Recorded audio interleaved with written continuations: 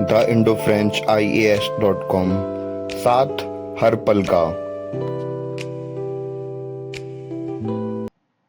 Hello guys, तो स्वागत है मेरे एक और वीडियो लेक्चर सीरीज में। आज हम लोग कर रहे हैं इकोनॉमिक्स का क्लास 11 का chapter 1, Indian economy on the eve of independence. तो इस चैप्टर में हम लोग बेसिकली बात करने वाले हैं कि क्या कंडीशन थी जब हम लोग इंडिपेंडेंस हो रही थी, उससे पहले क्या क्या कंडीशन बना के रखी थी जो ब्रिटिश कॉलोनी थी, ब्रिटिश की कॉलोनी थी इंडिया, और इसके अंदर क्या क्या उन्होंने इम्प्लीमेंटेशन की थी, क्या पॉलिसीज अपनाई थी, और कैसे जो हमारी वेल्थ थी उसको लूट रहे थे। इन सभी चीजों के बारे में बात करने वाले हैं। और बिना किसी देरी के स्टार्ट करते हैं अपना चैप्टर। सबसे पहले मैं आपको इस चैप्टर की जो बहुत मुझे अच्छी लग रही है वो है इसकी ये पिक्चर। तो आप लोग इसे देख लीजिए। तो काफी मेहनत लगती है PDF बनाने में। तो स्टार्ट करते हैं अपना चैप्टर बिना किसी देरी के। तो लेट्स स्टार्ट इट नाउ। तो गाइस, इस चैप्टर में हम लोग एग्जामाइन करने वाले हैं किस चीज के बारे में। तो इस चैप्टर में हम लोग एग्जामाइन करने वाले हैं कि 1940 समय पर इंडिया की इकोनॉमी कैसी थी, और जब हम लोग ये ईयर है किस चीज का, हमारी इंडिपेंडेंस का, और इसमें कौन कौन से ऐसे फैक्टर्स थे जिसमें हम लोग बात करें हमारा कंट्री की जो अंडर डेवलपमेंट थी। जैसे कि 1947 से पहले हमारा देश कैसे रुक गया था, अंडर डेवलपमेंट हुई थी, और कितने करीब 2 सेंचुरी तक, यानी कि करीब 2 सालों तक अंग्रेजों के रूल में हम लोग कैसी पॉलिसीज रही, कैसी कैसी चीजें रही, जिससे कि हम लोग समझ सकें कि हमारा इकोनॉमिक पास्ट क्या रहा है, और हम लोग जो पोस्ट इंडिपेंडेंस है उसको अप्रिशिएट करेंगे, ठीक है। और जिससे कि हमारे हमारी कंट्री ने कैसे स्ट्रेटजीज बनाई, और इसमें हम लोग बात करेंगे कैसे 5 ईयर प्लान बने, तो इस चीज के बारे में भी डिस्कस करेंगे थोड़ा बहुत। और एक कोट के बारे में बात करें तो अलेक्जेंडर, इनका नाम विक्टर अलेक्जेंडर ब्रूस था।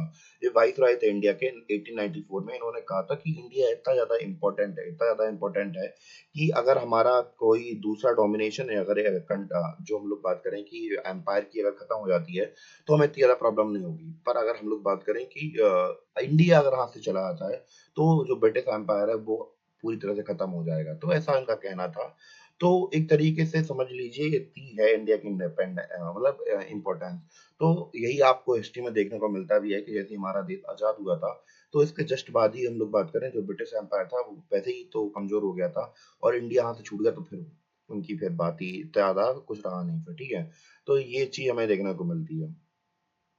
तो गाइस, ये रही अपनी एक ग्लिम्स कि भैया कॉलोनियल इकोनॉमिक एजेंडा के बारे में बात करने वाले हैं कि कैसे कैसे हम लोग बात करें कि हम लोग कितने प्रोस्पेरस हुआ करते थे, कितना अच्छा हमारा बिजनेस चलता था, हैंडीक्राफ्ट इंडस्ट्री अच्छी चलती थी, और कितना अच्छा एग्रीकल्चर करते थे, और कैसे कैसे जैसे हम लोगों के ऊपर अंग्रेजों का राज आया और फिर कैसे अंग्रेजों ने हमें तबाह करना शुरू कर दिया। तो ये दो प्रोस्पेक्ट लिखे हैं कि जैसे कि यहाँ पे आपको दिख रहा होगा कि पहला क्या लिखा है कि प्री ब्रिटिश इंडिया, यानी कहने का मतलब क्या है कि हमारी ब्रिटिश के इंडिया में आने से पहले हमारी इंडस्ट्री कितनी अच्छी, कितनी प्रोस्पेरस हुआ करती थी, उस चीजों के बारे में लिखा है। और यहाँ लिखा है कॉलोनियल ट्रांसफॉर्मेशन कि जो कॉलोनी थी, जैसे कि हम लोग ब्रिटिश की कॉलोनी बनी चुके थे, तो इससे क्या इफेक्ट पड़ा इंडिया के ऊपर, कैसी कैसी इन्होंने अटैक किया, तो इन सभी चीजों के बारे में बताया गया है, ठीक है। तो स्टार्ट करते हैं प्री ब्रिटिश इंडिया से। तो गई प्री हिस्ट्री के बारे में बात करते हैं। तो इंडिया हमेशा से हम लोग बात करें कि हजारों सालों से बहुत प्रोस्पेरस रहा है। तो वही चीज कही जा रही है कि इंडिया इंडिपेंडेंट इकोनॉमी थी, यानी कि किसी पर निर्भर नहीं रहते थे हम लोग। और ब्रिटिश रूल से पहले जो एग्रीकल्चर था मेन लाइवलीहुड था, तो हम लोग कृषि प्रधान देश हमेशा से रहे हैं। और जो हमारी इकोनॉमी थी तो जरूरी नहीं कि केवल एक ही चीज थी, अलग अलग मैन्युफैक्चरिंग एक्टिविटी भी करते थे हम लोग।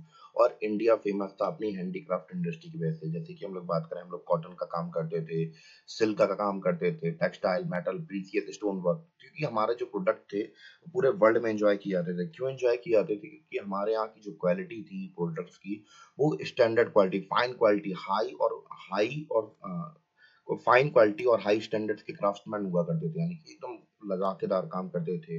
कहानियां ये भी कहती हैं कि समझ लीजिए कि अगर कई यूरोपियन कंट्रीज के अंदर कोई लड़की हाथ में रुमाल लेके चलती थी, छुपा छुपा के रखती थी, जैसे आज के समय पर आईफोन नहीं होता है तो वैसे ही रखती थी कि भैया देखो ये है हमारी कंडीशन, मतलब कि मेरे पास इतना पैसा है कि मैं इंडियन रुमाल अफोर्ड कर सकती हूँ। तो फिर क्वालिटी होती थी, बचता था डंका पूरी दुनिया भर में कि हाँ, अगर इंडियन प्रोडक्ट आपके पास में है तो फिर आप बहुत ज्यादा रिच हैं। तो ऐसी कंडीशन थी।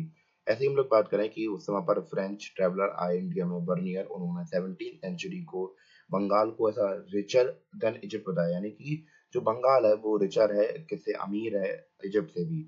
और इन्होंने बताया कि हमारे यहाँ से cotton, silk, rice, sugar, butter भर मात्रा में, बहुत ज्यादा मात्रा में एक्सपोर्ट होता है। और यहाँ पे हम लोग बात करें कि बहुत सारे हर्ट्स हैं, फ्लोक्स हैं, फिशेज हैं, और अलग अलग जानवर पाले जाते हैं। मत्स्य पालन बहुत अच्छा होता है, इसलिए हमारे यहाँ पे इतनी सारी चीजें अवेलेबल रहती हैं। यानी कि एक तरीके से ये समझ लीजिए कि बहुत ज्यादा प्रॉस्पेरस है 17th सेंचुरी में हमारा इंडिया।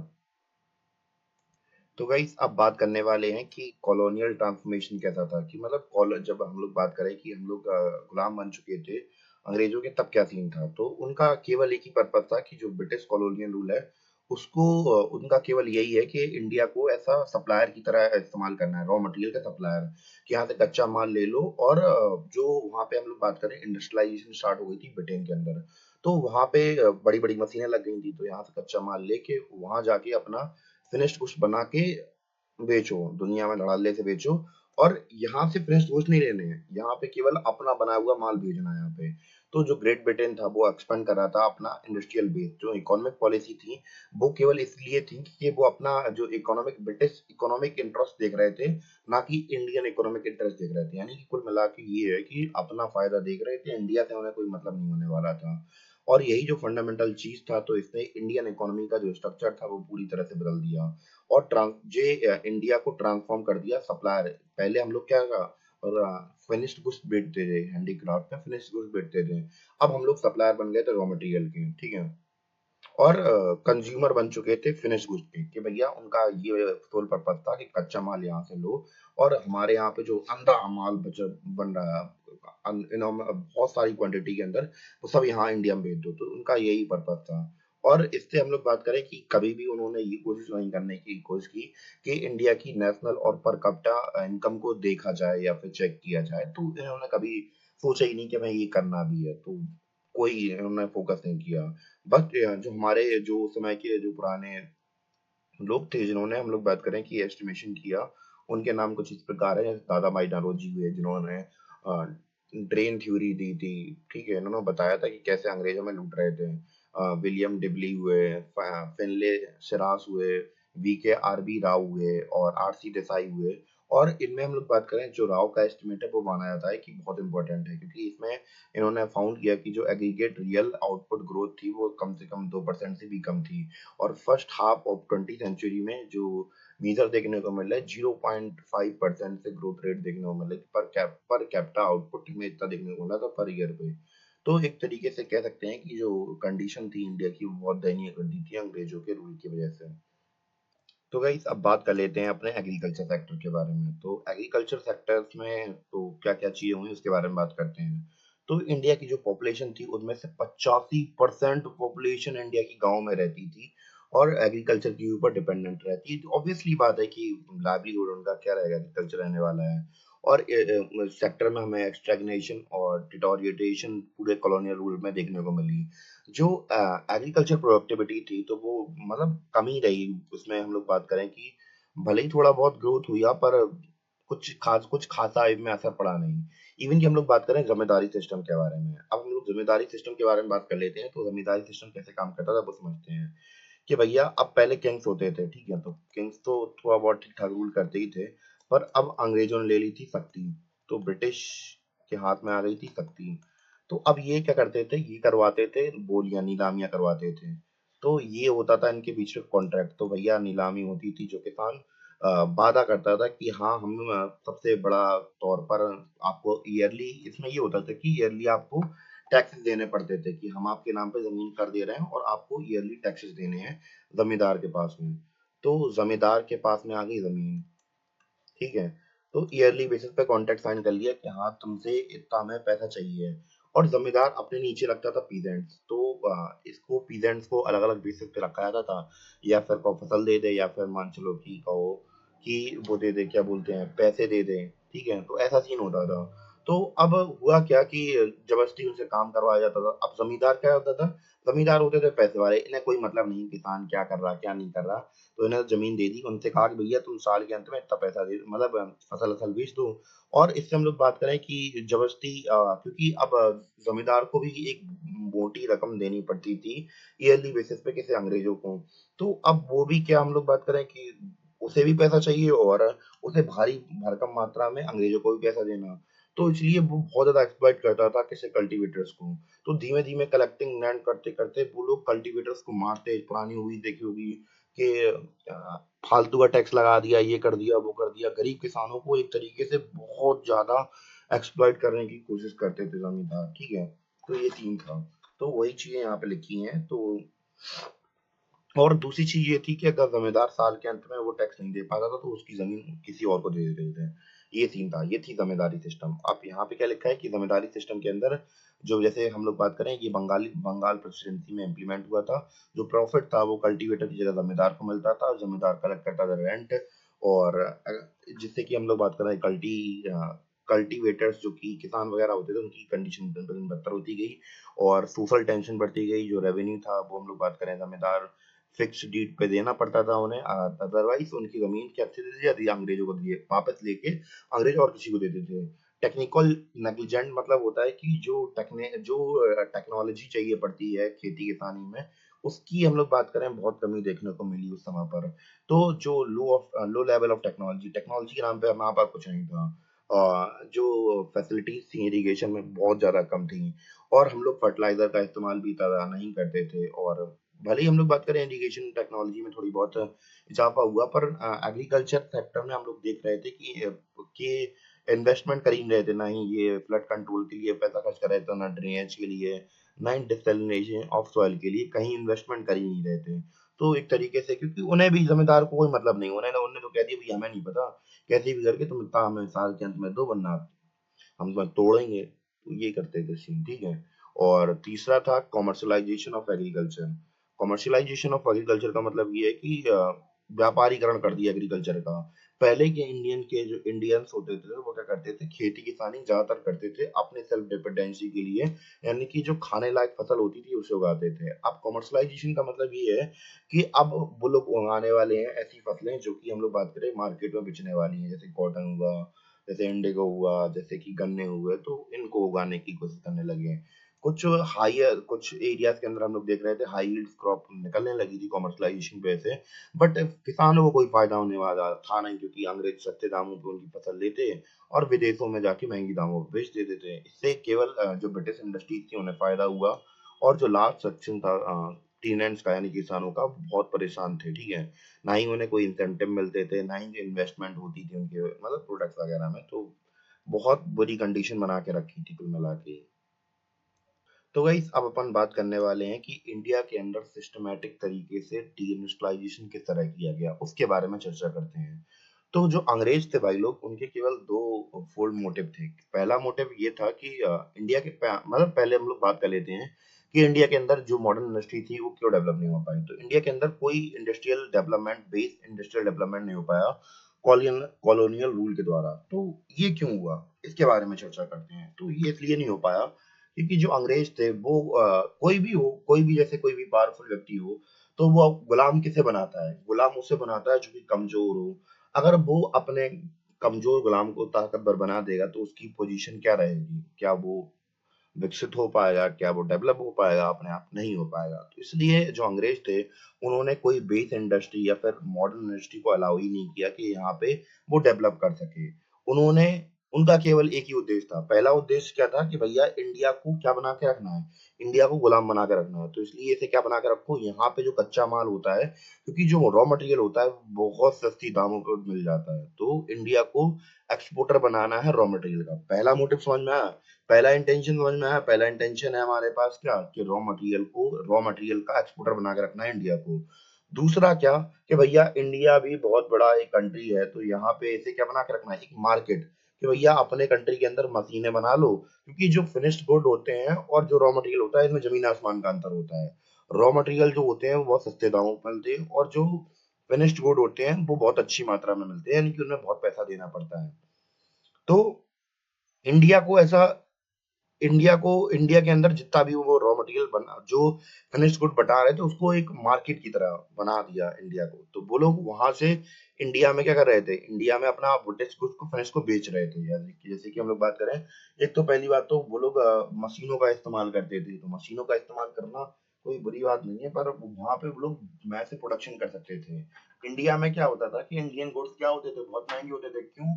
क्योंकि भैया यहाँ पे आदमी अपने हाथों से सिल के बुन के कपड़ों को सिल रहा है, और वहां पे धड़ल्ले से मशीनें लगी हैं, नन काम कर दिया उनने, और हजारों की मात्रा में प्रोडक्ट एक घंटे में निकाल दिए उनने। ठीक है।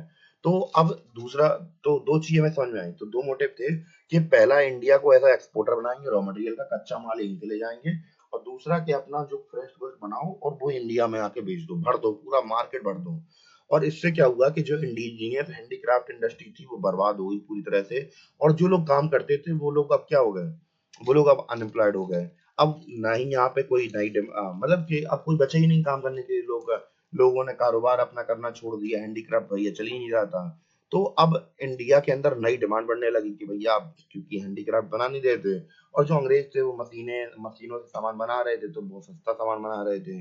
तो अब यहाँ पे उन्होंने अपना चीप जो माल था वो सस्ते दामों पर बेचना शुरू कर दिया, और उन्हें बहुत ज्यादा प्रॉफिट हुआ, क्योंकि भैया अंदर सामान बन रहा है, प्रोडक्शन मास लेवल प्रोडक्शन हो रही, तो उन्हें फायदा ही हो रहा।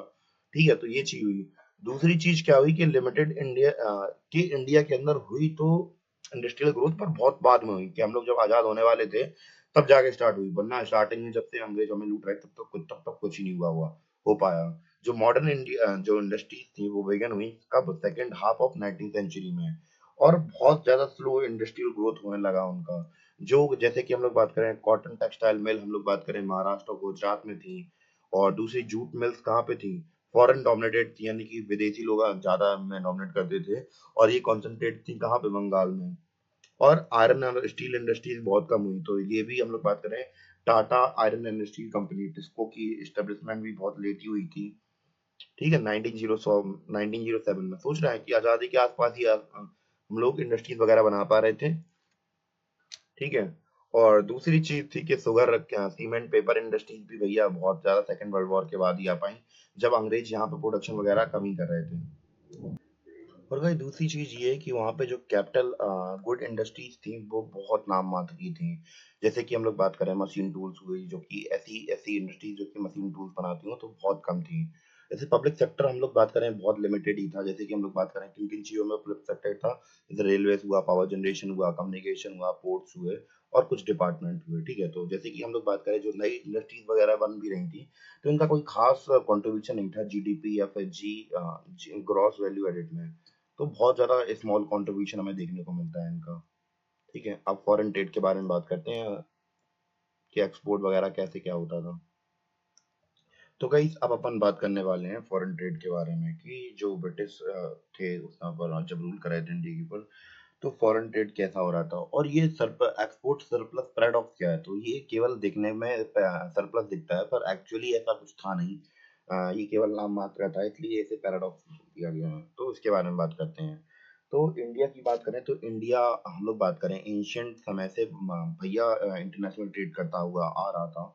चाहे वो दूसरी ग्रीस कंट्री हो या फिर इजिप्शियन कंट्रीज हो, चाहे इवन कि आप लोगों ने हड़प्पन मोहनजोदड़ो सिविलाइजेशन के बारे में पढ़ा होगा, तो इवन कि ये लोग तक ट्रेड करते थे फॉरेन इंटरनेशनल ट्रेड में। तो ये कोई नई बात नहीं थी हमारे लिए। बट जो कॉलोनियल पॉलिसीज आई, जैसे कि अंग्रेज आए, तो वो ऐसी कुछ पॉलिसीज लाए कमोडिटी प्रोडक्शन में, जब ट्रेड में उन्होंने टैरिफ्स वगैरह लाए, तो इससे हम लोग बात करें जो कंपोजिशन थी फॉरेन ट्रेड की, उसको बहुत इफेक्ट किया। तो जैसे कि हम लोग बात करें कि व्यापार बहुत कम हो गया, अलग अलग चीजें थी इसकी लेकर। ठीक है। इसके अलावा हम लोग बात करें जो सुएज कनाल वगैरह बना 1869 में, इससे भैया ब्रिटिश को बहुत ज्यादा कंट्रोल मिल गया कि भैया वो क्या करें, इंडियन मार्केट में अपनी मोनोपोली गड़ा लें, जिससे कि हम लोग बात करें इनका ट्रांसपोर्टेशन कॉस्ट कम हो गया, और इंडियन मार्केट में इनकी जो अवेलेबिलिटी थी वो बहुत ज़्यादा बढ़ गई, और इन्होंने इंडियन मार्केट को एक्सेस कर लिया। अब बात कर लेते हैं एक्सपोर्ट कंपोजिशन के बारे में, कि एक्सपोर्ट वगैरह कैसे कर रहे थे। इंडिया एक्सपोर्टर बन गया। हम लोग बात करें प्राइमरली किन चीज़ों का, मेनली हम लोग बात करें, ये लोग हम लोग क्या एक्सपोर्ट करते थे, रॉ सिल्क, कॉटन, वूल, शुगर, इंडिगो, जूट, ये हम लोग बांटते थे। ठीक है। और जो हम लोग बात करें half of the Indian foreign trade था वो रिस्ट्रिक्टेड था, किसके लिए, ब्रिटेन के लिए। बट कुछ कंट्रीज के लिए अलाउड था, जैसे कि चाइना हुआ, सिलोन हुआ। तो भैया जे ज़्यादा नहीं आने देते थे, ये समझ लीजिए। तो गाइस थोड़ी यहाँ पे कंफ्यूजन हो गई। मैंने यहाँ पे क्या बोला कि हमने ये बोला कि जो इंडिया था ये एक्सपोर्टर था किसका, रॉ सिल्क का, कॉटन का, शुगर का, इंडिगो का, जूट का। और इसका आधे से ज्यादा, जैसे मान चलिए कि अगर हम लोग 100% अगर कोई चीज उगा रहे हैं तो उसमें से केवल 50% तो केवल ब्रिटिश के लिए ही रिजर्व रहता था। यानी कि इनके लिए ही हमें क्या करना पड़ता था, इन्हें ही देना पड़ता था। और कुछ कंट्रीज ऐसी भी थी जहाँ पे हम लोग बात करें, जहाँ पे अलाउड करते थे, जैसे चाइना हुआ, सिलोन हुआ, पर्शिया हुआ। तो ये कुछ कंट्रीज थी जहाँ पे मैं कंट्रीज में अलाउड था, वहाँ की जगह पे हम लोग ट्रेड नहीं कर सकते थे। तो अब देख रहे हैं कितनी मोनोपोली कर रहे हैं। तो भैया ऐसे करके जो हमारे राजा वगैरह थे, उन्होंने ऐसी बेवकूफी की कि भैया हमारा जो व्यापारी थे, हमारे आम लोग थे, उनके साथ कितनी जातियां हो रही थी। क्यों? क्योंकि भैया उन्होंने राजाओं को हरा दिया था। तो अंग्रेजों ने ऐसे लूटा है हमें कि भैया 50% हमारा जो एक्सपोर्ट हो रहा, वो केवल और केवल अंग्रेजों के लिए हो रहा। तो ये कुछ अच्छा नहीं कर रहे थे अंग्रेज हमारे साथ।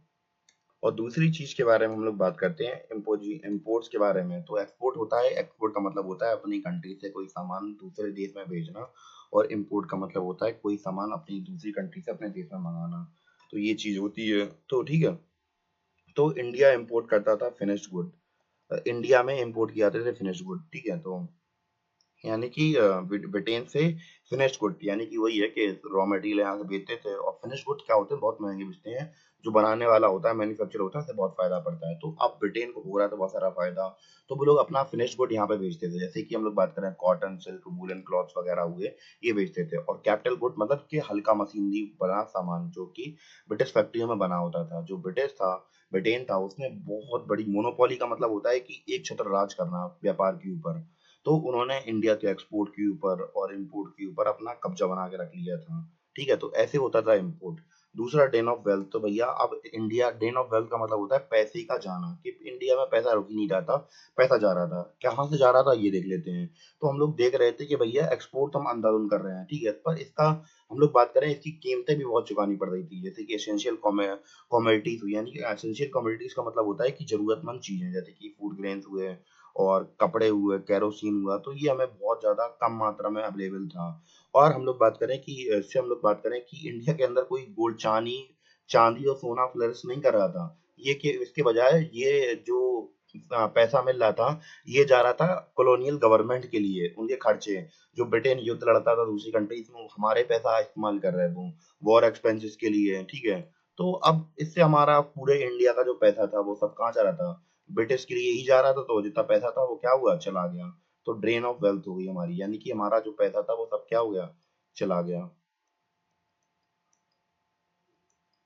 इसके अलावा डेमोग्राफिक कंडीशन देखते हैं कि जो लोग थे उनके साथ क्या क्या हो रहा था। तो गई अब हम लोग बात कर लेते हैं उस समय की पॉपुलेशन कंडीशन के बारे में। तो डेमोग्राफिक होता है पॉपुलेशन की क्या कंपोजिशन है, तो उसके ग्राफिक्स वगैरह होते हैं, उसमें स्टैटिस्टिक डेटा जुड़ा जाता है। तो वो डेमोग्राफिक कंडीशन क्या थी इंडिया की, या पॉपुलेशन के बीच में कैसी डेवलपमेंट थी, लिटरेसी रेट कैसा था, इन सभी चीजों के बारे में थोड़ा थोड़ा आप देखते हैं। ठीक है। तो सेंसस ऑन पॉपुलेशन ग्रोथ। तो सेंसस कब से स्टार्ट होना स्टार्ट हुआ पॉपुलेशन ग्रोथ को लेकर, इसके बारे में बात करते हैं। तो जो पॉपुलेशन थी, तो ये फर्स्ट हम लोग बात कर रहे हैं, इन्होंने डेटा कलेक्ट करना स्टार्ट किया 1881 में। तो सोच के देखिए कितने सालों से हमारे यहाँ पे जो पॉपुलेशन सेंसस है वो हो रहा है। तो 1881 से स्टार्ट हुआ, और ये हम लोग बात करें हर 10 साल में होता था। और हम लोग बात करें कि 1921 से पहले का जो एज माना गया, तो ये क्या है, ये पहला स्टेज था डेमोग्राफिक ट्रांजिशन का। जो सेकंड स्टेज स्टार्ट हुई वो हुई थी 1921 से। और हम लोग देखें ना ही यहाँ पे कोई पॉपुलेशन, टोटल पॉपुलेशन ग्रोथ में इतनी ज्यादा इंक्रीजमेंट वगैरह देखने को नहीं मिला था, मतलब ठीक ठाक था, पर ज्यादा कुछ ग्रोथ देखने को मिला नहीं। ठीक है। और अब हम लोग देखते हैं कि सोशल डेवलपमेंट के सामाजिक तौर पर कैसे कैसे लोगों के बीच में अंतराल आए और क्या क्या उनके बीच में डेवलपमेंट हुआ, उसके बारे में बात करते हैं। तो ओवरऑल जो लिटरेसी रेट था पूरे कंट्री के अंदर, मेल फीमेल सब मिला के था, वो कितना था, तो वो ओवरऑल था लिटरेसी रेट 16% से भी कम था। फीमेल लिटरेसी रेट बिल्कुल नेग्लिजिबल था, 7% से भी कम था। ठीक है। और इन्फेंट मोर्टेलिटी रेट, और यानी कि हर 1000 बच्चे में के कितने बच्चे मरते हैं, 218 बच्चे मर जाते थे उसमें। आज के समय पर अगर बात करें तो 28 मरते हैं। लाइफ एक्सपेक्टेंसी मतलब कि एक इंसान कितना जीता है, तो उस समय पर केवल 32 साल तक आदमी जी पाता था, और आज के समय पर 70 साल, मतलब एक एवरेज एज बताई जाती है इंसानों की। तो लाइफ एक्सपेक्टेंसी बोलते हैं इसको। ठीक है। और हम लोग बात करें जो पब्लिक हेल्थ फैसिलिटीज थी तो ये अब अनअवेलेबल थी, या फिर हम लोग बात करें हाईली अनएडुकेटेड थी, ठीक है, इनएडुकेट थी। और जो वाटर यानी गंदा डिसी मतलब वाटर हुआ, खराब एयर हुई, तो ये सारी जो बीमारियां वगैरह थी बहुत सारी थी, और उस समय पर बहुत ज्यादा गरीबी प्रिवेल करती थी पूरे कॉलोनियल पीरियड के समय पर। और जिससे कि जो डेमोग्राफिक कंडीशन थी वो बहुत ज्यादा बदतर हो गई थी, यानी कि कुल मिला के ये कहना था कि अंग्रेजों के राजकाल में जो लोगों की जो कंडीशन थी वो बद से बदतर हो गई थी। तो ये हमने देखा कि लिटरेसी रेट ओवरऑल कितना था, 16% के आसपास था, ठीक है, फीमेल लिटरेसी रेट 7% था। और अगर इन्फेंट मोर्टेलिटी रेट की बात करें पर थाउजेंड पर 218 बच्चे मर जा रहे थे, हाईली अलार्म लेवल था, ठीक है। और लाइफ एक्सपेक्टेंसी थी कम से कम 32 साल।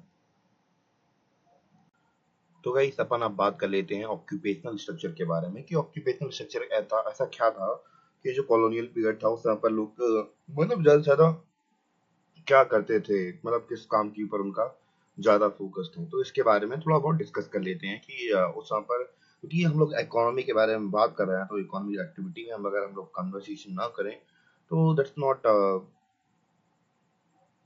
गुड थिंग, ठीक है। तो इसलिए हमें उनके बारे में पढ़ना या फिर जानना जरूरी है, ठीक है। तो बात करते हैं ऑक्यूपेशन के बारे में। तो कॉलोनियल पीरियड के दौरान जो ऑक्यूपेशन लिटरेचर था, तो हम लोग बात करें ज्यादा कुछ चेंजमेंट आई नहीं, तो लोग डिपेंडेंट एग्रीकल्चर के ऊपर रहे और कोई ज्यादा बड़ा चेंजेस देखने को नहीं मिला। एग्रीकल्चर सेक्टर ऑब्वियस सी बात है डोमिनेट कर रहा था, और बाकी जो सेक्टर मैन्युफैक्चरिंग है और या फिर हम लोग बात करें सर्विस सेक्टर है, इसमें कुछ खास बढ़ोतरी नहीं हुई।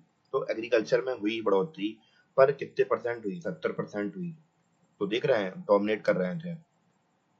और बाकी 10% हुई मैन्युफैक्चरिंग में और 15% हुई सर्विसेज में। अब मतलब एक तरीके से 15 से 20% हो सकता है, तो बिल्कुल एग्जैक्ट अमाउंट नहीं लिखा है यहाँ पे, ठीक है।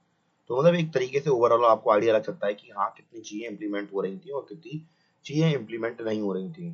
तो अब हम लोग बात करें कि ऐसा क्यों था, क्योंकि जो ये मैन्युफैक्चरिंग में इसलिए नहीं हो पा रहा था क्योंकि अगर गवर्नमेंट चाहती ही नहीं थी एक्चुअली कि मैन्युफैक्चरिंग में कुछ हो, क्योंकि अगर मैन्युफैक्चरिंग में यहाँ पे कुछ हो जाता तो अंग्रेजों का सामान कौन खरीदता, आप या मैं, क्योंकि हम तो पैदा ही नहीं हुए थे उस समय पर। तो क्या लगता है आपको कौन खरीदा, कोई था ही नहीं खरीदने वाला। तो इसलिए उन्हें उन्हें बढ़ने भी नहीं दिया वहां पे, ठीक है भाई लोग। पर हम लोग बात करें दूसरी चीज ये है कि वहां पे रीजनल वेरिएशन काफी देखने को मिल रहे थे। पर गाइस देखने वाली चीज थी कि वहां पे एक चीज हमें देखने को मिल रही थी कि जो रीजनल वेरिएशन थे ये बहुत ज्यादा हो रहे थे। जैसे कि हम लोग बात करें कि हर क्षेत्र में अलग अलग चीजें हो रही थी, जरूरी नहीं कि भैया हर जगह पे एग्रीकल्चर ही डोमिनेट कर रहा था। कुछ क्षेत्र जैसे कि हम लोग बात करें मद्रास प्रेसिडेंसी थी, जहाँ पे अंग्रेज राज करते थे, जो कि आज का तमिलनाडु हुआ, आंध्र प्रदेश है, केरला है, कर्नाटका है। तो इस एरिया के अंदर भैया एग्रीकल्चर के ऊपर नहीं ध्यान दिया गया इतना था। तो यहाँ पे हम लोग देख रहे थे एग्रीकल्चर डिपेंडेंसी कम हो रही थी और यहाँ पे मैन्युफैक्चरिंग सर्विसेज ज्यादा इंक्रीज हुई। कहाँ पे, मद्रास प्रेसिडेंसी में। और उसकी जगह अपोजिट में जैसे कि उड़ीसा हुआ, राजस्थान हुआ, पंजाब हुआ, तो यहाँ पे हम लोग बात करें ज्यादा से ज्यादा वर्कफोर्स किसके ऊपर डिपेंडेंट हो गई थी, जहाँ पे ज्यादा से ज्यादा वर्कफोर्स हो गई थी डिपेंडेंट किस समय किस चीज के ऊपर, एग्रीकल्चर के ऊपर। तो ये हमें वेरिएशन हर क्षेत्र के हिसाब से जरूरी नहीं होता कि वहाँ पे हर चीजें हो रही हूँ। तो अब यहाँ पे तो ओवरऑल बताया गया था कि 70%। तो पर जैसे तमिलनाडु हुआ या कर्नाटका हुआ, तो यहाँ पे सर्विस सेक्टर या फिर मैन्युफैक्चरिंग वगैरह में डेवलपमेंट हमें देखने को मिल रहा था। अब इसके इम्प्लीकेशन वगैरह कैसे किए गए इसके बारे में हम बात कर लेते हैं। पहले अपनी इमेज को थोड़ा साइड कर लें, इम्प्लीकेशन के बारे में बात करते हैं। तो अगर हम लोग बात करें तो एग्रीकल्चर के ऊपर डिपेंडेंसी बनी रही, तो इससे क्या हुआ कि लो प्रोडक्टिविटी बनी रही, यानी कि जो एग्रीकल्चर था, अब लो प्रोडक्टिविटी क्यों बढ़ी रहेगी, क्योंकि भैया आपको भी क्लास 9 में पालमपुर की स्टोरी पता है कि अगर किसी जैसे 1 बीघा जमीन है, अब उसमें 2 लोग काम कर रहे हैं, तो तब भी वो 5 किलो फसल देगी। मतलब एक एग्जाम्पल बता रहा, तो 5 किलो अनाज निकालेगी वो। मैं एक एग्जाम्पल बता रहा, एक बिल्कुल सच में मत समझ लेना। तो 5 किलो अनाज निकालेगी अगर 2 लोग काम कर रहे हो। अगर 10 लोग भी आगे काम कर लेंगे तो जमीन 50 किलो थोड़ा ना उगा देगी, वो उगाएगी तो 5 किलो ही ना। तो भैया प्रोडक्टिविटी आप, सरप्लस लेबर था, लेबर कुछ कर नहीं रहा क्योंकि मैन्युफैक्चरिंग सेक्टर था या फिर हैंडीक्राफ्ट वगैरह था, वो सब तो आपने रख लिए थे पहले ही, उनका तो कुछ हो ही नहीं रहा था। तो फिर अब हम लोग बात करें कि प्रोडक्शन बढ़े कहाँ से, क्योंकि प्रोडक्शन तो भैया चाहे 2 लोग काम कर लो चाहे 40 लोग काम कर लो, प्रोडक्शन तो अगर खेत में एक लिमिट होती है ना कि इतनी खेती हम लोग कर पाएंगे, तो प्रोडक्टिविटी हम लोग बात करें इतनी ज्यादा रही नहीं। तो ये समस्या देखने को मिल रही थी। और लोगों की, अब भैया एक ऐसी ट्रैप में फंस चुके थे। अब भैया अब काम करने के लिए और कुछ था ही नहीं खेती की मजदूरी के सिवा।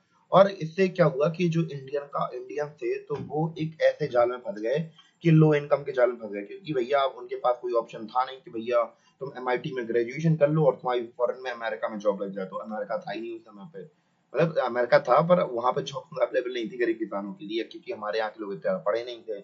तो ऐसी ऐसी समस्याएं हमें फेस करने को मिल रही थी इंडिया के अंदर। और इसलिए हम लोग कह सकते हैं कि जो ऑक्यूपेशनल डाइवर्सिफिकेशन है ये रिफ्लेक्ट कर रहा है कि जो कॉलोनियल इकोनॉमी थी इसमें जो अंग्रेज थे वो बिल्कुल तरह से फेल हो गए थे, कि ना ही यहाँ पे वो इंडस्ट्रियल कुछ इंडस्ट्रियल एम्प्लॉयमेंट तो कर पाए, और ना ही कोई मॉडर्न सर्विसेज सेक्टर डेवलप कर पाए, क्योंकि वो करना ही नहीं चाहते थे। तो ये हमें इम्प्लीकेशन देखने को मिला कि बहुत बदतर कंडीशन थी उस समय के इंडियंस की। तो गाइस अब हम लोग ऐसे मुद्दों के बारे में बात करने वाले हैं जिसको लेकर बहुत से लोगों के बीच में बायसेस हैं। लोग कहते हैं कि इंडियन कुछ नहीं कर पाते हैं, हमें रेलवे भी अंग्रेजों ने दी। तो भाई बता दें कि रेलवे अंग्रेजों ने आपके फायदे के लिए नहीं दी, बल्कि उन्होंने अपने फायदे के लिए ही बनाई थी। तो जो इंफ्रास्ट्रक्चर बिल्ड किया गया, तो जैसे कि हम लोग आज भी बहुत तिलमिलाते हैं या कोशिश करते हैं कि हमारा इंफ्रास्ट्रक्चर अच्छा हो जाए, तो नहीं हो पाता। पर अ, अंग्रेजों ने कर दिया। कैसे कर दिया उसके बारे में बात करते हैं। तो उन्हें अपना हित साधना था, इसलिए उन्होंने ऐसा चीजें की। तो भैया हमें पता है कि कॉलोनियल रिजीम के अंदर में इंफ्रास्ट्रक्चर डेवलप किया गया, जैसे railway, ports, waterways, transport, post, Telegram. पर ये रियल मोटिव ये नहीं था कि बेसिक एमिनिटीज प्रोवाइड करनी लोगों के लिए, बस उनका कॉलोनियल इंटरेस्ट था, क्योंकि वो अपना माल जल्दी पहुंचाना चाहते थे, इसलिए उन्होंने ये सारी चीजें डेवलप की भाई लोग। तो गाइस यही रियल रीजन था। अब हम लोग बात करते हैं सबसे पहले रेलवे के बारे में। तो इसको इंट्रोड्यूस किया गया था 1850 में। जो ब्रिटेन था, जो ब्रिटिशर्स हैं, तो उनमें हम लोग बात करें कि हम लोग कहते हैं कि सबसे बड़ा कंट्रीब्यूशन क्या है ब्रिटेन का इंडिया में, कि उन्होंने रेलवे को बहुत ज्यादा इंट्रोड्यूस किया यार। तो रेलवे से काफी अच्छा आज समय पे हम लोग देख रहे हैं कि इम्प्लीमेंटेशन उन्होंने की थी, पर फायदा हम लोग उठा रहे हैं। तो रेलवे ने अफेक्ट किया इंडियन इकोनॉमी को दो तरीके से। पहला तो बहुत दूर ट्रैवलिंग होती थी, इससे हम लोग क्या करें कि वो अब छुटकारा पा लिया। इसने ज्योग्राफिकल और कल्चरल बैरियर को तोड़ा, कि अब भैया दूर दूर तमिलनाडु से लोग दिल्ली जल्दी आ सकते थे, या फिर कन्याकुमारी से कश्मीर तक लोग जल्दी पहुंच सकते थे। इससे कि हम लोग बात करें कि कॉमर्शलाइजेशन ऑफ एग्रीकल्चर का बहुत जल्दी हो गया, क्योंकि हम लोग बात करें ट्रेन से हम लोग भारी भारी भरकम मात्रा में जो हमारे फूड्स हैं, ग्रेन्स हैं, एग्रीकल्चर प्रोडक्ट्स हैं, उसको बहुत जल्दी ले आ सकते थे। इसमें हम लोग बात करें विलेज की सेल्फ सफिशिएंसी को अफेक्ट किया, और जो एक्सपोर्ट थे वो बहुत ज्यादा वॉल्यूम में बढ़ गया, क्योंकि हमें पता है ट्रेन एक साथ कितना सारा लोड ले सकती है। तो इससे हमें बहुत ज्यादा हमें नहीं, मतलब अंग्रेजों को बहुत ज्यादा बेनिफिट हुआ। बट इसने इंडियंस को कम बेनिफिट किया, बल्कि मतलब अंग्रेजों को ज्यादा बेनिफिट किया। इसके अलावा रोड्स भैया हमारे लिए नहीं बनाए गए थे, मिलिट्री को मोबिलाइज करने के लिए बनाए गए थे, कि जो मटेरियल है गांव वगैरह में उगता है, तो उसको जल्दी से रेलवे स्टेशन की तरफ ले जाया जा सके, जिससे कि शिपमेंट इंग्लैंड की तरफ की जाए, कि इंग्लैंड में अच्छे से खाना पहुंचाया जा सके। और हम लोग बात करें कि वहां पे शॉर्टेज रहती थी ऑल वेदर रोड की, क्योंकि ये इंडिया की प्रॉब्लम हमेशा से रही है रूरल एरियाज के अंदर। इससे हम लोग बात करें कि जैसे कि हम लोग बात करें कि नेचुरल कैलेमिटीज वगैरह हुई, तो ये भी हम लोग बात करें कि अफेक्ट करती थी रोड्स वगैरह को, ठीक है।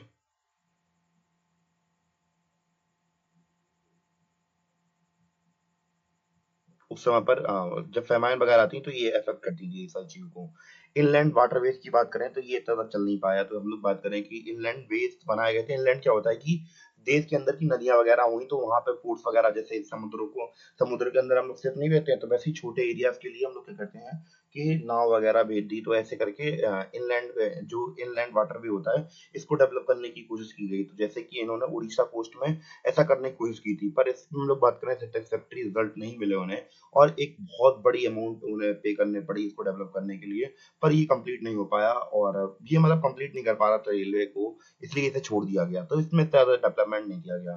पर टेलीग्राफ और पोस्टल सर्विस ने अंग्रेजों को बहुत ज्यादा हेल्प की, कि जो एक्सपेंसिव ये भले ही खर्चा था इलेक्ट्रॉनिक टेलीग्राफ, पर इसने लॉ एंड ऑर्डर को मेंटेन करने में बहुत ज्यादा हेल्प की। और इवन की जो पोस्टल सर्विस थे, तो ये यूजफुल पब्लिक पर्पस के लिए थे, पर कॉलोनियल पीरियड पे इतने काम नहीं आ पाया। और जो टाटा एयरवेज थी, इसमें ये स्टेब्लिशमेंट हुई इसकी 1932 में, और यहाँ से इंडिया की एविएशन सेक्टर स्टार्ट हुआ था, ठीक है। अब कंक्लूजन देख लेते हैं कि ब्रिटिश रूल के अंदर हम लोगों ने क्या क्या देखा, क्या क्या झेला, फिर और बात करते हैं। और मैं एक और अनाउंसमेंट कर दूं, आप लोग हमारे कोर्सेज को ज्वाइन कर सकते हैं, क्लास 11 12। और अगर आप लोग यूपीएससी की तैयारी कर रहे हैं, एसएससी की, बैंकिंग की, तो आप लोग हमारे courses the Indo French IAS.com जो हमारी वेबसाइट है ऑफिशियल, तो यहाँ पे आप लोग आ सकते हैं और हमारे कोर्सेज को परचेज कर सकते हैं, ठीक है? तो बस कंक्लूज़न देखते रहते हैं कि इकोनॉमिक लेगेसी कैसी रही कॉलोनियल रूल में। जैसे कि हम लोग इंडिपेंडेंस हुए तो हम लोगों ने काफ़ी हद तक 2 सेंचुरी तक करीब कॉलोनियल रूल झेला। तो वहाँ पे हमारे पास बहुत सारे स्कार्स भी रह गए और सोशल और इकोनॉमिक चैलेंजेस भी थे। तो मुश्किल लगता है कि अगर नेहरू जी की जगह पे और कोई प्रेसिडेंट हो, प्राइम मिनिस्टर होता तो इतना झेल पाता। पर उन्होंने काफ़ी हद तक कोशिश भी की, जितना बन सकता था किसी प्राइम मिनिस्टर से या फिर दूसरे जो हमारे जिन्होंने देश को सँभाला लोगों ने, तो वो हैट्स ऑफ है उनके लिए और रिस्पेक्ट भी है उनके लिए। तो एग्रीकल्चर में हम लोग देखते हैं कि सरप्लस लेने की वजह से वहाँ पे लो प्रोडक्टिविटी रही, स्टैग्नेशन हुआ और कुछ ज़्यादा खास कुछ हो नहीं पाया। लोगों के बीच में गरीबी और बढ़ी एक तरीके से एग्रीकल्चर में, क्योंकि ज़्यादा से ज़्यादा लेबर प्रेजेंट थे वहाँ पे और प्रोडक्शन इतनी ज़्यादा हो नहीं रही थी और बाकी के इंडस्ट्री तो खत्म ही कर दी थी।